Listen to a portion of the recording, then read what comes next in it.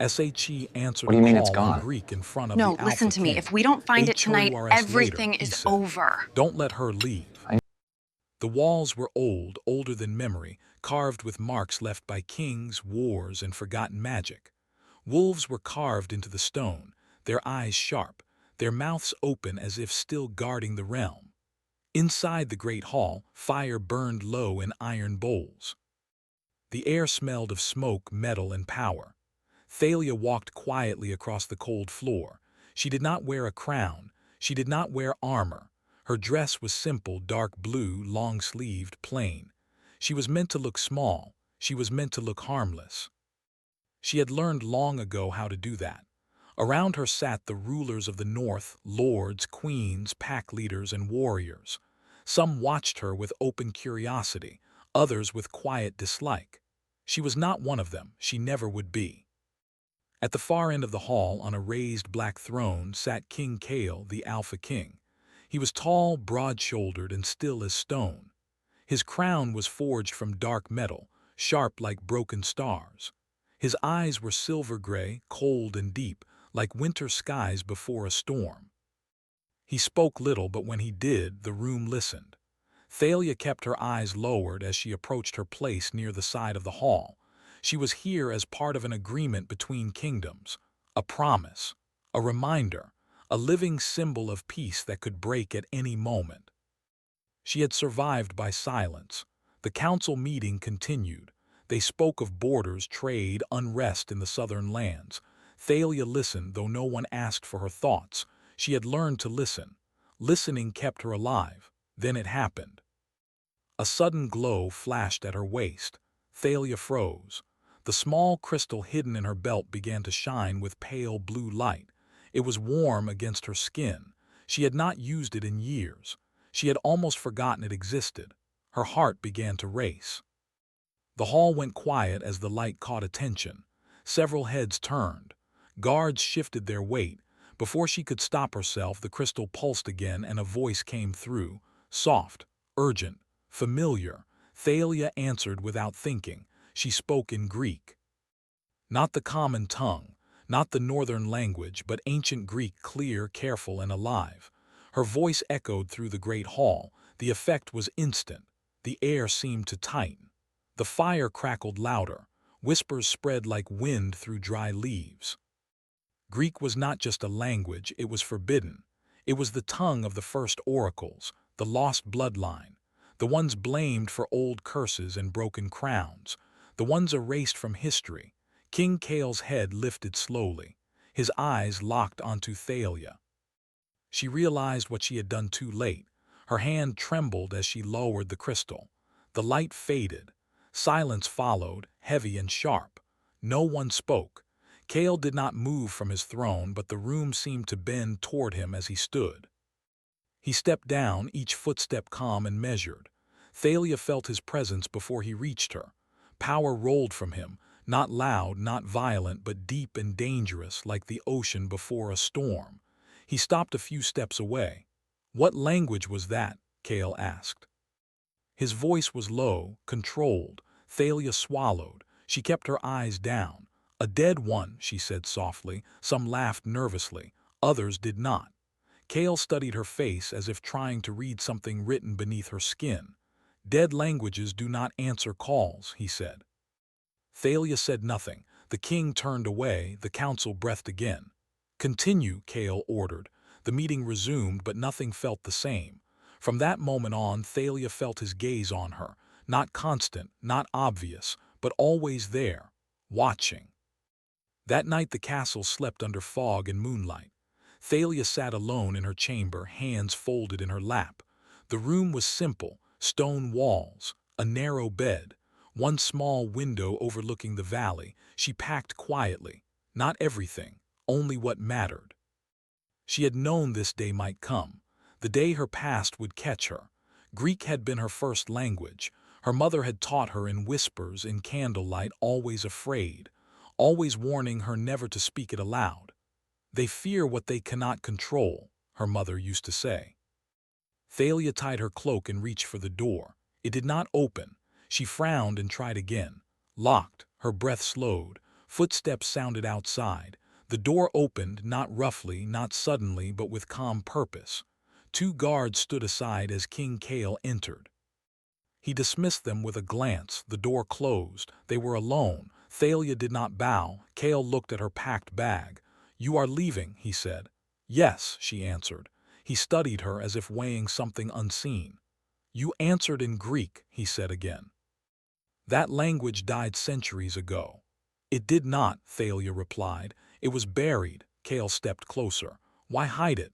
"Because those who speak it do not live long," she said simply. Something flickered in his eyes, recognition or memory. "You are not a common ward," Kale said.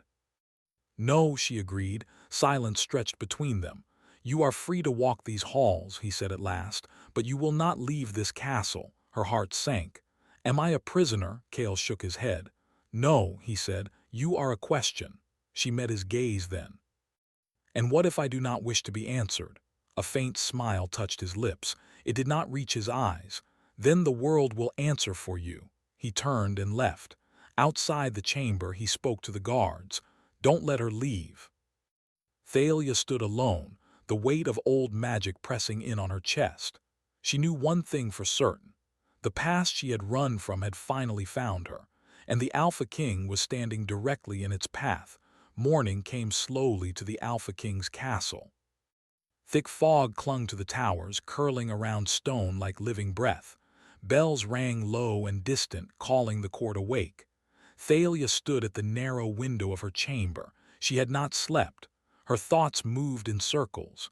The king knew something. She could feel it.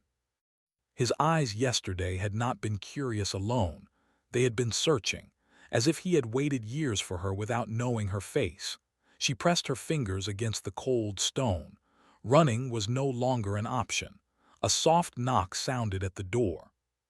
"You are summoned," a guard said, voice respectful but firm. "To where?" Thalia asked. "The inner hall." Her chest tightened. The inner hall was not used for meetings. It was used for truth. She followed the guard through silent corridors, past carved wolves and faded banners. The castle felt different in daylight, less threatening, yet more watchful, as if the walls remembered everything said inside them. The inner hall was round and dim. Light entered from above through a high opening in the ceiling. In the center stood a long stone table carved with old symbols. King Kale waited alone. He was not wearing his crown. That unsettled her more than if he had. "You may sit," he said. Thalia remained standing. "As you wish," Kale replied. He placed something on the table between them, a book. Its cover was cracked leather, dark and worn. Symbols were carved into it, symbols Thalia recognized instantly. Her breath caught. "That book should not exist," she said quietly. Kale watched her closely. "It was found beneath this castle," he said, "sealed behind stone older than the throne." He opened it carefully. The pages were filled with Greek writing, not common Greek, ancient, sacred. Thalia's voice shook. "Why are you showing me this?" "Because when you entered the room yesterday," Kale said, "the runes beneath my throne reacted." She looked up sharply. "They burned," he continued. "They have not done that in 100 years." Silence filled the hall. "You carry something," Kale said. "Something this castle remembers." Thalia took a slow breath. "My family did not curse kings," she said. "That is the lie history tells." Kale's eyes narrowed slightly. "Then tell me the truth." She hesitated. Truth had destroyed everything she once loved. "My bloodline translated the words of higher forces," she said. "We did not control them. We warned kings. They did not listen." Kale leaned back. "And when kings fell," he said, "they blamed the messengers." "Yes." Her hands clenched. "They hunted us, burned our homes, erased our names." Kale closed the book. "My curse began when I was crowned," he said quietly. Thalia froze. He stood and walked toward the light. "Every Alpha King before me lost control," he continued. "They became beasts of war. They ruled through fear until they were destroyed." He turned to face her. "I have fought it longer than any of them." Thalia felt the weight of his words. "The symbols in that book," she said, "they speak of balance, not punishment." "Can you read them?" Kale asked. Yes. Will you? She met his gaze. I need time. You have it, he said. Here, days passed. Thalia was given access to old chambers, sealed rooms, forgotten halls. Wherever she walked, magic stirred. Doors opened that had been closed for decades. Flames burned brighter. Stone hummed softly beneath her feet. People noticed. Whispers followed her. Some called her blessed, others called her dangerous. Kale watched everything. Their conversations became frequent, short, intense. He tested her not with threats but with knowledge, old artifacts. Broken runes, half-remembered songs, she answered carefully. Each answer pulled them closer, yet distance remained. He was king. She was the reason kings feared prophecy. One night thunder shook the castle. Thalia sat at a desk, translating a passage when the door opened suddenly. Kale stood there, breathing hard. His eyes glowed faintly silver. The curse is stronger tonight, he said. She stood immediately. Sit, she said, firm but calm. He obeyed. That surprised them both. She placed her hand near his, not touching. Breathe slowly, she said. The glow faded slightly. Kale looked at her with something close to wonder. You do not fear me. I fear what the world makes of men like you, she said. Something broke open in his expression. Everyone expects me to become a monster, he said quietly. You are fighting it, she replied. That matters. For a moment, the king was not a king. He was just a man standing on the edge of something dark. Later that night, Thalia returned to her room shaken. The book lay open on her bed. She had not left it there. Her eyes fell on a symbol she had missed before. Her family's sigil, marked beside the curse. Her breath stopped. The truth struck her like ice. Her ancestors had not caused the curse. They had sealed it, bound it to a king's bloodline to protect the world. And now it was breaking. Tears filled her eyes. If the seal failed, Kale would lose himself. And only one thing could stop it. The seal could be renewed only by blood from the same line that created it. Her line. She closed the book slowly. Outside, the wind howled. Thalia knew what she had to do. She would leave before dawn. If she stayed, Kale would never allow her to pay that price. She packed in silence. At the door, she paused. Her heart ached in a way she did not understand. Because for the first time since her family died, someone had seen her not as a curse, but as a choice. She stepped into the dark corridor, unaware that the Alpha King was already awake, and already following the pull she left behind. Wind moved through the towers like a warning. Torches flickered without reason. Wolves howled from the forest below, their voices rising and falling as if answering something unseen. Thalia walked through the halls with quiet steps. She had chosen a path few would understand. Leaving was not escape. Leaving was protection. She carried only a small bag and the weight of knowledge heavier than stone. The truth of the curse burned in her mind. Every symbol she had read, every hidden line led to the same ending. The seal was breaking, and the cost to restore it was her blood. She stopped near the eastern gate. The guards there stood frozen, eyes distant as if caught in a dream. The magic around her stirred, responding to her presence. Doors opened softly, locks released. She did not want power, but power answered her anyway. As she stepped into the cold night air, pain flickered in her chest. She did not look back. Far above, King Kale woke with a sharp breath. His hands trembled. Silver light spread across his arms like fire under ice. The curse pressed hard against his control, stronger than it had ever been. He knew why. She is leaving, he said aloud. The room seemed to agree. Kale rose, pulling on his coat, his movements fast and certain. He did not summon guards. He did not call for orders. This was not a king's command. This was instinct. He followed the pull through halls and stairways down toward the gates. The castle shifted around him, doors opening as if they too wished him to follow. He saw her just as she crossed the outer bridge. Thalia, he called. She stopped. Slowly she turned. Moonlight touched her face, pale and calm, though her eyes were full of pain. You should not be here, she said. And you should not be leaving, Kale replied. They stood facing each other, the space between them filled with unspoken words. "You knew," he said, "about the seal. Yes. You knew what it would cost. Yes." His voice tightened. "Then why didn't you tell me? Because you would stop me. And you think I wouldn't choose you?" he demanded. She shook her head. "You would choose the world," she said softly. "That is why you are king." Kale stepped closer. "I never asked to be a legend," he said. "I asked to survive." The curse surged again, silver light flaring along his spine. He clenched his fists, breathing hard. Thalia reached out without thinking. Her hand hovered near his chest. The light softened, they both froze. Something ancient stirred between them, not control, not command, balance. "You calm it," Kale whispered. "I don't mean to," she replied. Her hand dropped. "If I stay," she said, "the seal will break faster, the curse reacts to me. And if you leave," he said, "it will kill you." She looked away. "I have lived my whole life running from endings," she said. "I won't run from this one." Kale caught her wrist gently. "Look at me." She did. "I am not the kings from your books," he said. "I will not take your life to save mine." "I am not offering my life," she said. "I am offering my blood." "That is not a small thing," he replied. "No," she agreed, "but it is mine to give." Silence fell. The wind stilled. Below them the valley glowed faintly as old magic woke. "The seal was never meant to last forever," Thalia continued. "It was meant to teach kings restraint, choice." "And what is the choice now?" Kale asked. "To change it," she said. "Not break it, not renew it." He frowned. "How?" "By sharing it." His breath caught. "That is not written," he said.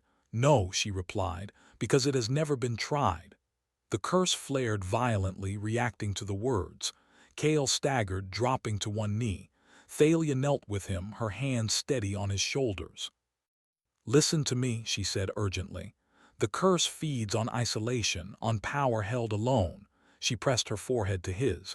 "If we bind it together," she whispered, "it cannot rule either of us." Kale's voice was rough. "You are asking me to bind you to darkness." "I was born into it," she said. "You were crowned into it." The silver light spread between them now, no longer sharp but flowing like water. For a moment, Kale saw everything, visions of a future undone, a throne empty, a world burning. Then he saw something else.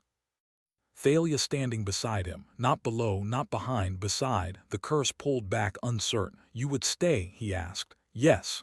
"Even knowing what I could become?" "Yes," she said, "because you fight it." Kale closed his eyes. The choice broke him open. He had ruled through control, discipline, distance. But this required trust. Above them clouds parted, revealing stars older than kingdoms. The ground trembled. From the shadows horns sounded. Enemy banners rose in the distance, rivals who felt the magic shift and came to claim it. Thalia looked toward the valley. "They know," she said. Kale stood, pulling her up with him. "Then we face them together," he said. The curse wrapped around them both now, not tight, but waiting for a decision. As soldiers gathered on the walls and the ancient forces stirred awake, Thalia and Kale stood at the edge of destiny. Neither king nor oracle, only two souls refusing to be used by fate. The seal cracked, just enough to breathe. And the world held its breath with it. Clouds twisted slowly, not dark with storm, but heavy with old power. The wind no longer howled. It waited. Even the wolves in the forest below had gone silent. Thalia stood beside King Kale on the high bridge of the castle. Torches burned low along the walls. Soldiers gathered behind them, tense and uncertain. No one spoke. Across the valley, enemy banners stood still. Their leaders felt it too, the shift in magic, the breaking of old rules. They had come not only for land, but for what was waking beneath the crown. Kale's hands trembled, not from fear, from change. The curse no longer burned only inside him. It moved differently now, slower, deeper. It listened. Thalia closed her eyes and breathed. The ancient language rose in her thoughts, not as command, but as understanding. She did not speak aloud. She did not need to. "This is the moment," she said quietly. Kale nodded. Below them the ground cracked slightly, glowing with faint silver lines. The seal was no longer hidden. It revealed itself at last, carved into the land itself. The world remembered. From the sky a low sound echoed, neither thunder nor voice, but something older. The higher forces stirred, the ones written about only in fragments. "They are watching," Kale said. "Yes," Thalia replied, "they always were." The curse surged suddenly, stronger than before. Kale staggered, falling to one knee. Soldiers moved forward, but Thalia raised her hand. "Do not come closer," she said calmly. Her voice carried power now, not loud but true. She knelt before Kale, placing both hands over his heart. Silver light spilled outward, wrapping around them both. The mark of the seal rose on their skin, matching, balanced. Kale gasped as vision struck him. He saw every Alpha King before him, their victories, their failures, their final moments of loss. He felt their rage, their loneliness, their fear of becoming monsters. Then something changed. He saw Thalia's memories, a small home lit by candles, a mother whispering Greek words like prayers, running through fire-lit streets, silence after screams, years of hiding, of carrying knowledge no one wanted. The curse slowed. It did not know how to feed on shared pain. Kale placed his hand over Thalia's. "I see you," he said, her eyes filled with tears. "And I see you," she answered. The silver light rose higher, forming a circle around them. The ground shook. The enemy forces below stepped back in fear. From the clouds, a shape formed, not a body but a presence. The ancient powers gathered, unseen but heavy. A voice echoed inside both their minds. This was not the design. Thalia stood slowly, still holding Kale's hand. "Designs can change," she said aloud. The presence pressed harder. "Power must rule or it must destroy." Kale stepped forward. "Power does not have to stand alone," he said. "That was your mistake." The curse reacted, shifting again. It began to reshape itself, not chains, not fire, but something new, a bond. The seal broke completely. For one breathless moment the world seemed to stop. Then the silver light folded inward, settling into both of them equally. Kale cried out, not in pain but release. The weight he had carried since his coronation lifted, not gone but shared. Thalia fell to her knees, breath shaking. The magic did not consume her. It did not take her life. It accepted her. The higher presence withdrew, unsettled. Below, the enemy banners fell. No battle came. The land itself rejected them. As dawn broke, light spilled across the valley. The silver lines faded into the earth, no longer marks of curse but memory. Silence followed. Then breath. Kale helped Thalia to her feet. For a long moment they simply stood there, alive. "You should hate me," Kale said quietly, "for binding you to this." Thalia shook her head. "I chose this," she said, "for the first time." He looked at her not as king, not as Alpha, but as a man freed from a future he had feared. "What happens now?" he asked. She looked toward the rising sun. "Now," she said, "we rebuild what was broken." They returned to the castle together. The court gathered, uncertain, afraid. Whispers spread when they saw the change in the king. The sharp edge of his presence was softer now, deeper, steadier. Thalia walked beside him, not behind. Kale stopped before the throne. He did not sit. "From this day forward," he said, voice clear, "no crown will stand above truth. No power will be carried alone." He turned to Thalia. "This realm owes its future to her." The room fell silent. Some bowed, others watched in fear. Change always frightened those who lived by old rules. Later, as evening settled, Kale stood on the balcony overlooking the valley. Thalia joined him, the air calm and cool. "The gods will not forget this," he said. "No," she agreed. "But neither will the world." He looked at her. "Will you stay?" he asked. Not as a command, not as a need, as a question. Thalia smiled softly. "I am tired of running," she said. He took her hand, gentle and sure. Below them the land rested, not healed but healing.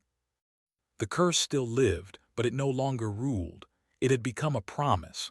And somewhere far beyond the sky, the ancient forces watched in silence, knowing that something had been born that they could no longer control. Not a prophecy, not a punishment, but a choice.